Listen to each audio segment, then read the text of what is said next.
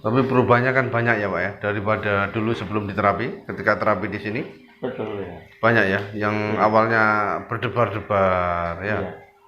Sudah masih ada berdebar-debarnya Pak sehari-hari Pak. Hmm.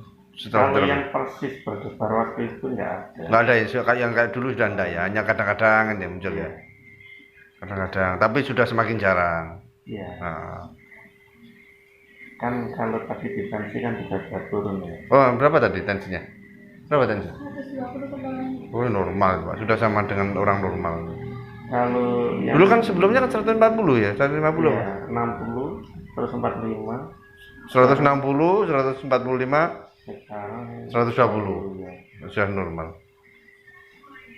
Hanya denyut nadi saja yang terasa kayak kenceng. Yang Hmm. harusnya 70 itu Yang penting nggak ada keluhan, ya nggak apa-apa. ya. Yang penting enak di badan. Ukuran sehat itu kan kita nyaman, Iya. nggak ada keluhan itu aja.